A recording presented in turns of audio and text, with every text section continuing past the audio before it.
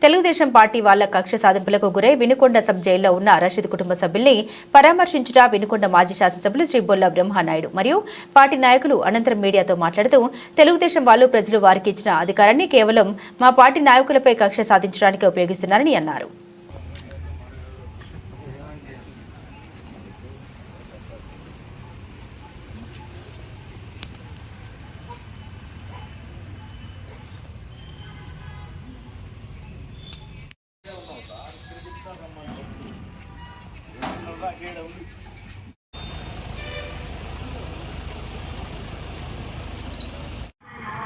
గతంలో ఎక్కడా లేని విధంగా లీగల్ హిస్టరీలోనే కొత్తగా ఎప్పుడూ లేని విధంగా 2.5 సంవత్సరాల తర్వాత ఒక నేరం జరిగింది అని చెప్పి ఇవాళ ఒక క్రైమ్ కట్టారు. ఆ క్రైమ్లో 30 మందిని ముద్దాయిలకు చూపించారు. గతంలో ఇట్లానే క్రైమ్ జరిగింది అని చెప్పి ఒక ప్రైవేట్ కంప్లైంట్ వేశారు. దాంట్లో 15 మందిని మాత్రమే చూపించారు. ఆ రోజు ఒకటి రాశారు కోర్టులో, ఈరోజు ఒకటి పెట్టి కట్టారు. 2 భిన్నమైన కథనాలతోటి వాళ్ళ ఇష్టారాజ్యంగా పోలీసు వారు కేసులు కట్టి ఇవాళ లోపల జైల్లో ఉంచారు. ప్రధానంగా రషీద్ హత్య ప్రపంచానికంతా తెలుసు. దుర్మార్గంగా నడి రోడ్డు మీద నరికి చంపితే ఆ పిల్లవాడి యొక్క అన్న కేసు పెడితే దాంట్లో ముద్దాయి అయినటువంటి జిమ్జానీ భాష 6వ ముద్దాయిగా ఉన్నాడు. అతన్ని ఫిర్యాదుదారుడిగా తీసుకుని పోలీసు వారు ఈ రషీద్ యొక్క అన్న అయినటువంటి ఖాదర్ భాషను కూడా ముద్దాయిగా చేసి ఇవాళ ఈ సబ్ జైల్లో ఉంచడం జరిగింది. అంటే ఈ వ్యవస్థలో ప్రజాస్వామ్యం రాజ్యం వెళ్తుందా లేదా? ఈ ప్రజాస్వామ్యం మీద కనుక ప్రజలకి నమ్మకం పోతే మిగిలేది అరాచకమే. పోలీసు వ్యవస్థ మీద ప్రజలకు నమ్మకం ఉండాలి. బాధితులు ఎవరైనా సరే నాకు బాధ కలిగింది అంటే చెప్పుకోవటానికి మొట్టమొదట కనపడేవాళ్ళు పోలీసులు, తర్వాతనే న్యాయవాదులు కానీ న్యాయస్థానాలు కానీ ఎప్పుడూ కూడా వ్యవస్థల మీద విశ్వాసం కోల్పోయే విధంగా పోలీసు వ్యవస్థ ఉండకూడదు అనేది ఈ సందర్భంగా మేము తెలియజేస్తూ ఉన్నాం. చాలా దారుణం. ఇల్లు బండి తగలబడిందని చెప్పి ఆయన చెప్తాడు ఆయన కంప్లైంట్లో. ఇల్లు తగలబడిందని చెప్పి పోలీసు వారు సెక్షన్ మార్చి 436 కింద దుర్మార్గంగా వీళ్ళందరినీ లోపల పెట్టారు. అమాయకులను తీసుకొచ్చి ఆ కేసుతో సంబంధం లేని వాళ్ళని కనుక తీసుకొచ్చి జైళ్ళలో గుక్కితే రేపు ఈ బయటకు వచ్చిన తర్వాత వాళ్ళ మానసిక పరిస్థితి ఏంటి? చేయని తప్పుకి వాళ్ళు ఉంటే ఈ సమాజం మీద ఏ విధంగా రిఫ్లెక్ట్ అవుతుంది? దాదాపుగా 30 కుటుంబాలు ముస్లిం పిల్లల పేర్లు పెడితే 30 కుటుంబాలు, వాళ్ళకి సంబంధం ఉన్న కుటుంబాలు, వాళ్ళందరూ ఏమవ్వాలి? ఈ వ్యవస్థ మీద వాళ్ళకి నమ్మకాలు సన్నగిలుతాయి. ఈ సందర్భంగా మేము ఇది చాలా దుర్మార్గం అని చెప్పి తెలియజేస్తా ఉన్నాం. మరి దీన్ని ఖచ్చితంగా ప్రజాస్వామికవాదులందరూ కూడా ఖండించాల్సిందిగా కోరుతా ఉన్నాం. వర్గం బ్రహ్మాండమైనటువంటి పరిపాలన చేస్తామని చెప్పి అన్ని అబద్ధ వాగ్దానాలు చేసి ఇవాళ పరిపాలనని పక్కకు పెట్టి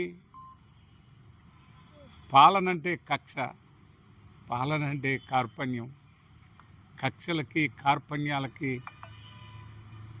మడ్రలకి వినుకొండ ఒక నిలయంగా తయారు చేసినటువంటి ఈ వినుకొండ మరి ఇక్కడ ఉన్నటువంటి ఎవరైతే పోలీసు వ్యవస్థ ఉందో ఆ పోలీసు వ్యవస్థ చూస్తూ అలా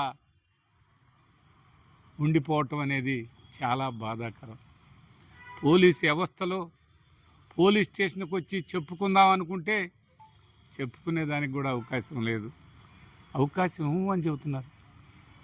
రషీదు వినుకొండలో పోలీసులు కళ్ళ ముందే రషీదుని అతి కిరాతకంగా నరుకుతూ ఉంటే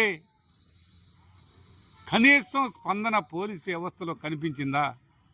ఆ రోజు కనిపించలా.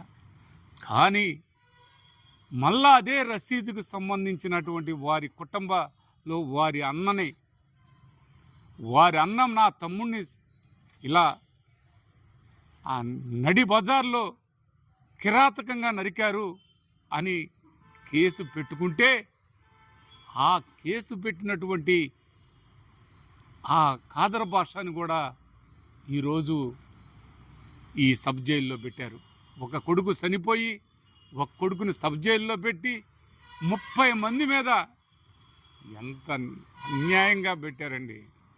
అడిగే వాళ్ళు లేరని ఈ అరాచకాలు చేస్తున్నటువంటి మీ పాలకులు, మీ కూటమి ప్రభుత్వం పూర్తి స్థాయిలో ఒక్కసారి ఆ కుటుంబాల రోదన మీకు వినిపించట్లేదా అని అడుగుతూ ఉన్నాను.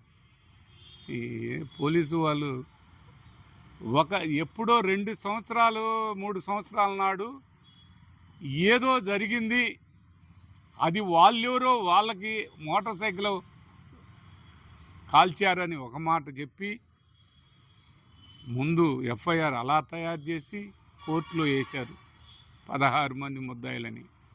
మళ్ళీ ఈరోజు అదే 30 మందిని ముద్దాయిలు చేసి ఇవాళ మోటార్ సైకిల్ కాదు వాళ్ళ ఇల్లే, ఒక పక్కేమో మోటార్ సైకిల్ అంటారు, ఒక పక్క వాళ్ళ ఇల్లు కాలిందని చెప్తారు సెక్షన్లో.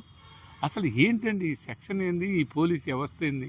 ఇల్లు ఓనర్ చెప్పారండి కాలేదు, మళ్ళీ ఇల్లు ఓనరు మా ఇల్లు ఏం కాలేదండి అని చెప్పింది.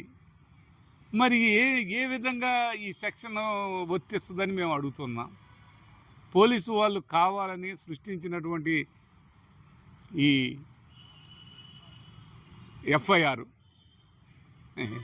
ఇంకోటి కూడా మీరు కూడా అర్థం చేసుకోండి, వినుకొండలో కక్షపూరితమైనటువంటి వాతావరణాన్ని సృష్టించడం మంచి పద్ధతి కాదని, దయచేసి మీరు మంచి చేయండి, కానీ ఈ వినుకొండ పట్టణంలో ఉన్న ముస్లిం సోదరులందరినీ మరి దాదాపుగా 30 కుటుంబాలని ఇవాళ అలా ముద్దాయిలు చేశారంటే ఇంతకంటే దారుణం ఏముంది చెప్పడానికి. వాళ్ళు అదే చెప్తున్నారు, కనీసం ఏదీ తెలియని మాకు ఈ విధమైనటువంటి జైల్లో మమ్మల్ని పెట్టడం ఇంతకంటే దుర్మార్గం ఏముందని కూడా మేము అడుగుతూ ఉన్నాం పోలీసు వారిని. కానివ్వండి, మీరు మీ ఇష్టం వచ్చినట్టు మీరు చేయటం అనేది, నేను ఒకటే చెప్తున్నా, పోలీసు వ్యవస్థ చేసినటువంటి ఈ తప్పిదం, ఈ ఎఫ్ఐఆర్ పూర్తిగా అన్యాయంగా బనాయించిన ఎఫ్ఐఆర్ అని ఈ సందర్భంగా తెలియపరుచుకుంటూ, ఇక్కడ జైల్లో ఉన్నటువంటి ప్రతి ఒక్క సోదరుడు చాలా వెక్కాడితే కానీ డొక్కాడిన కుటుంబాలని ఇంత అన్యాయంగా జైలు పాలు చేశారు. ఇది మేము పూర్తి స్థాయిలో ఖండిస్తున్నాం అని ఈ సందర్భంగా తెలియపరుచుకుంటూ సెలవు తీసుకుంటాం.